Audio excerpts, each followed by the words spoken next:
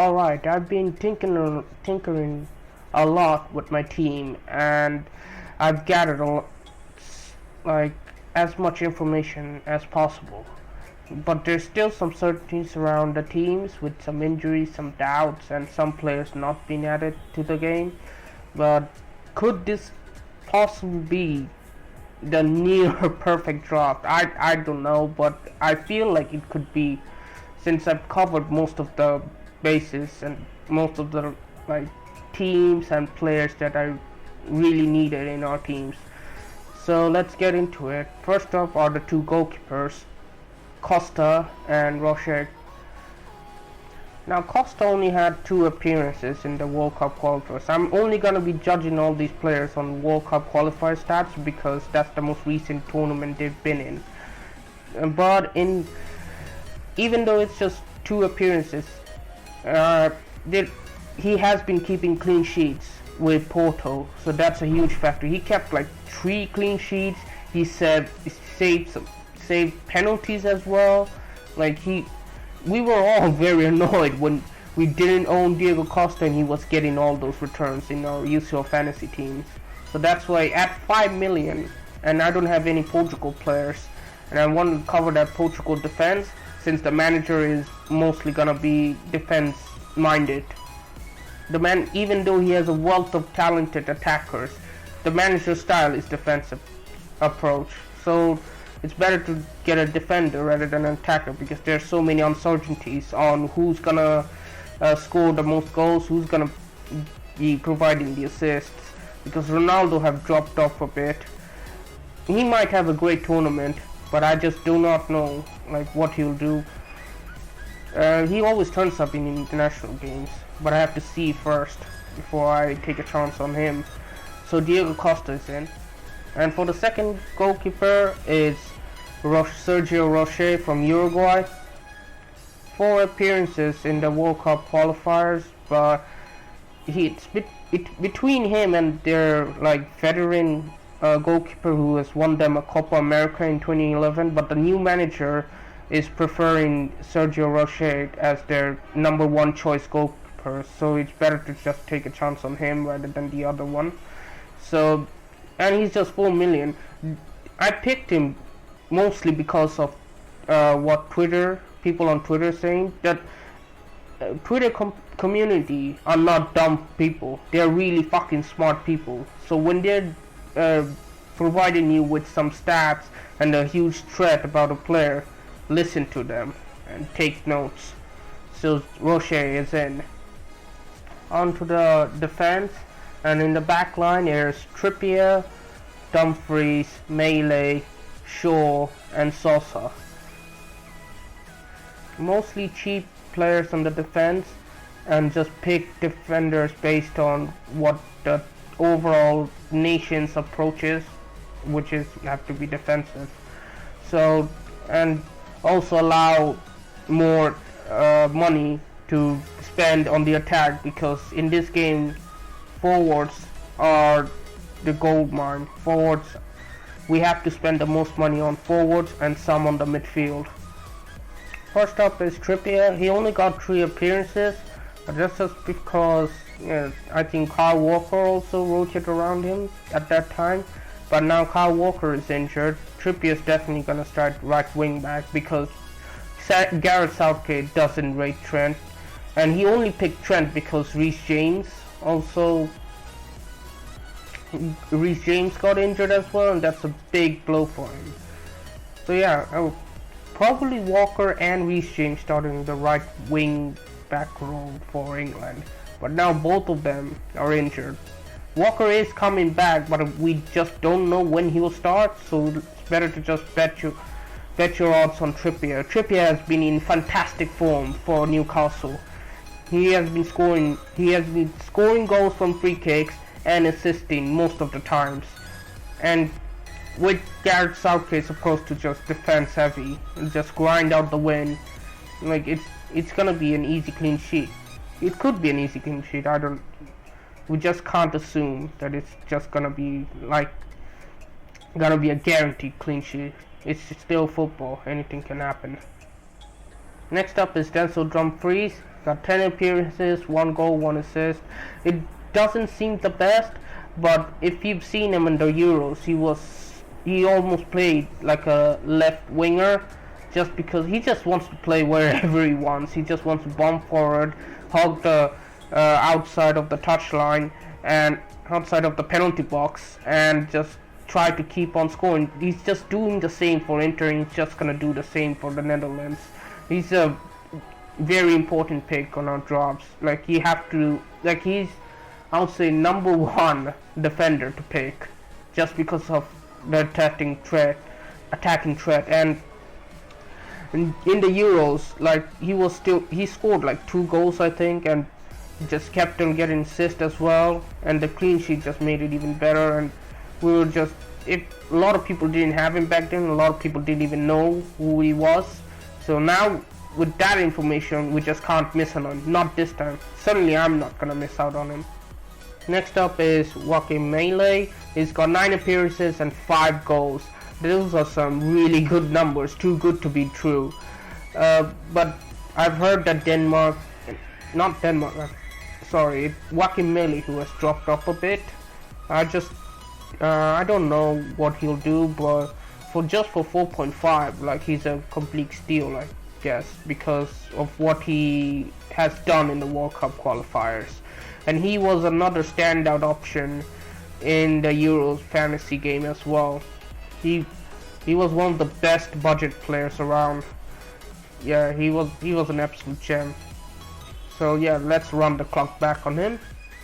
Next up is the other England defender on my team, Luke Shaw. He's nailed. He's guaranteed he's going to play on the left. He even scored in the Euro finals as well. He's just going to whip those balls into Kane and to others who just tried to score from a header or something. Like, he's the overlapping wing back Gareth Southgate prefers.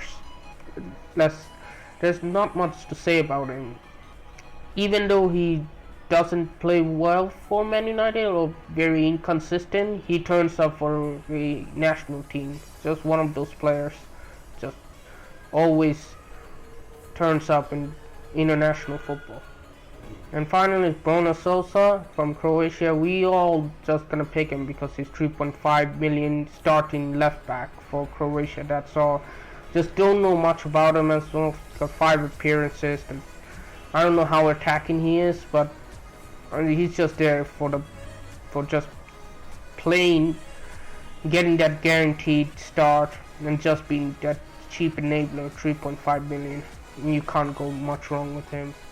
And in the midfield, as you can see, there's some mid-price option there. Got Di Maria, freaking Bergwijn, SKOV OLSEN, HATEM, and Leroy Sané. As you can see from first glance, there is no Kevin De Bruyne, and it's because Belgium haven't been great so far. Like, they're just dropping off a cliff every single time, and Lukaku is injured as well. That's a huge miss for Kevin De Bruyne's output. Remember when he got that assist and a goal when coming off from the bench? Yeah, that assist was converted because Lukaku went to give a diving header to score a goal from that Kevin De Bruyne's cross. I don't know if Batshuayi can do the same.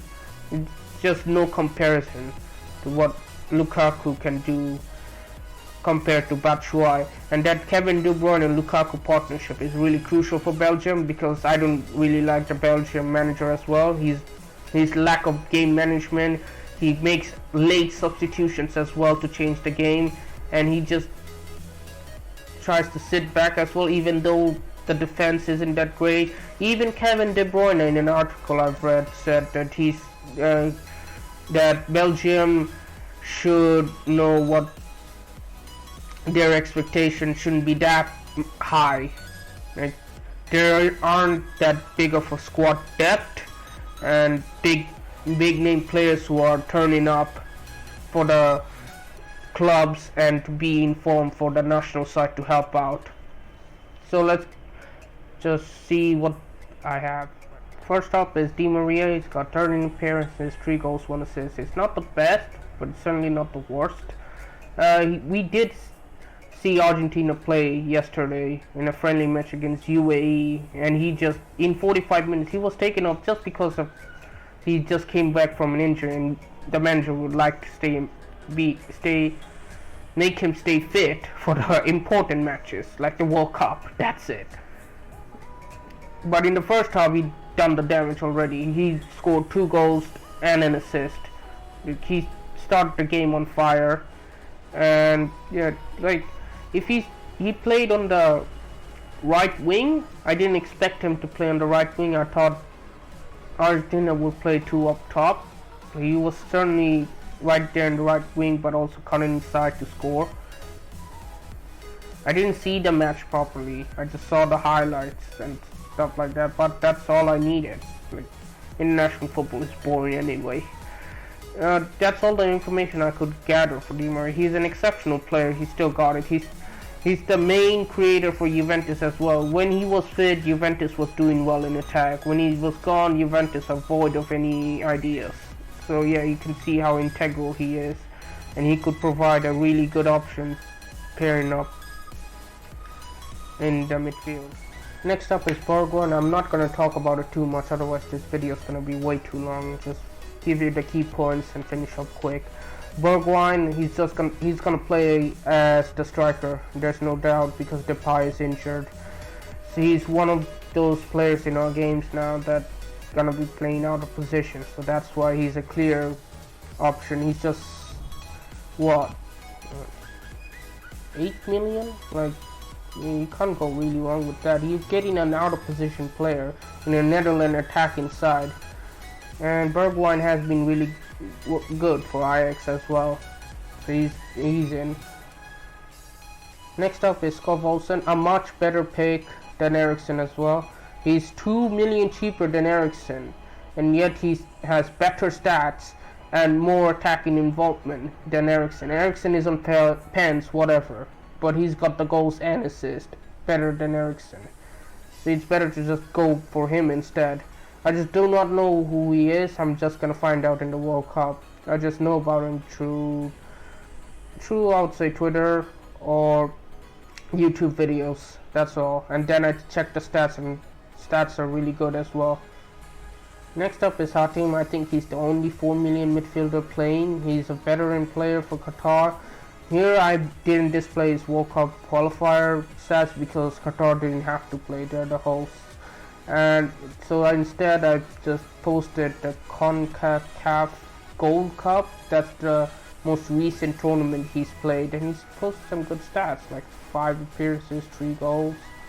It's just 4 million. He's worth a shout if you need the funds elsewhere. So he's in. And finally in the midfield, it's Leroy Sané. Germany are a bit toothless up front right now.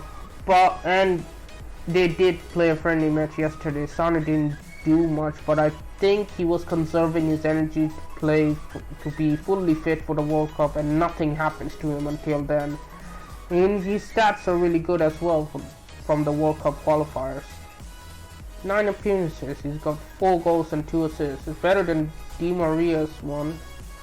And he was really attacking in the Bayern side. He was really one of their main key players for Bayern. Yeah, he's another great option alongside Musiala, but we just don't know if Musiala's gonna get the minutes. So it's better to just grind out a bit of money to get to Leroy Sané for that guaranteed game time and that insurance that, yeah, he is 9 million, but he's bound to get attacking returns just because he's such a quality player. Kai Havertz is also another one, but he's a forward, so that's why he's like out of my thinking at the moment. Leroy Sané as a midfielder for 9 million from Germany, with some mixed bag but good fixtures for the first match at least, so worth to take a gamble on. And he's the best out of his price range. And finally onto the forwards, and I have the PSG front line. PSG are still unbeaten in all competition. and these three players are one of the most informed players in Europe. MBAPPE, Neymar, Messi. They are like their talisman, I would say, for their countries. So not only they're really highly owned, they're really explosive players as well. First up is Mbappe. In 6 appearances, he scored 5 goals and 2 assists. Like, that's really freaking good stats. And he will have goal improvements. He's gonna be in the front runner of the Golden Boot as well. This is his tournament. This is where he made his name for himself 4 years ago. And that's how everyone came to know him at a global point of view. Like, who is Kylian Mbappe? And he's gonna try to prove himself, that he's proved to everyone that he's the best around. Since Haaland has been getting all the praises and all the spotlight, he's gonna try to get that back onto him. And there's also Benzema, less price than him, but I'd say, as a Real Madrid fan, I'll tell you that Benzema hasn't been quite the player like he was showing last season because of his injuries. He's struggling to get goals. He can still do the link-up play just as good as last season. He still got that, but he's just struggling to get the goals he wants. And because of Benzema's unselfishness and Kylian Mbappe's selfish nature, it's just gonna work really well. Benzema's just gonna drop a little bit deeper to provide Mbappe their true balls and their pass, so that Mbappe can cut inside from the left and just score the goals. And also Mbappe loves playing alongside Benzema. They work really well together in the France team. Next up is Neymar. I choose Neymar, spend a bit more cash to get to Neymar instead of... There's also like Richarlison, but instead I've gone for Neymar because of the guaranteed game time. He's gonna be on free kicks and he's gonna be on penalties. And penalties are really crucial for these international tournaments. Everyone gets penalties in these tournaments, and penalty takers, yeah, they are really nice to have, but you also have to look at how they're gonna fare without those. And Neymar, it doesn't matter if he didn't even have the penalties. He's just really good. He's really in form at the moment with PSG, and scoring 8 goals and 8 assists is wonderful stat. Like, some of it is when he wasn't even playing that well for PSG. Like, he does turn up for the national side, and he's still a quality player. Like, between him and Richarlison, I'll take Neymar any day. Like, Richarlison also has he just came back from injury, and Brazil are stacked in the attack. And so Neymar's always gonna be the first name on the team sheet. So everyone else on the attacking side will keep on rotating with each other, but Neymar will always stay on the pitch. So it's better to just spend the extra cash and get Neymar, and also helps us with the ownership as well. You get safetyness. And finally, the one who completes my team is Lionel Messi. Like, he's won 7 Ballon d'Ors. He's now the world's best player in form at the moment. The guy is unstoppable. He can't be stopped. He's scoring in every match. He's assisting in every match. Like, he's back to where he was. A lot of people are saying this is the Messi from 2019, and he was a beast. He did even get a goal and an assist yesterday in the friendly match as well. And he's not stopping any time. He's now really loves playing for Argentina as well. Like, before, he was like in and around. His moves are always like really down after losing a match or something like that, or even before losing the match. Like, now he really likes playing with Argentina, and he's in exceptional form at the moment with PSG as well. He's really settled in, and he's loving life as well. A really happy Messi is a dangerous Messi. Yeah, this is the full team. This is what I come up with. I just don't know if I'll change anything from it, unless there's some big injuries. I'm probably gonna stick to this until the deadline. I just do not feel like I can do any better with this draft. So yeah, thanks for watching, and I hope it gave you some ideas for your drafts as well and solve some issues. Yeah, I hope you enjoyed it, and catch you all later.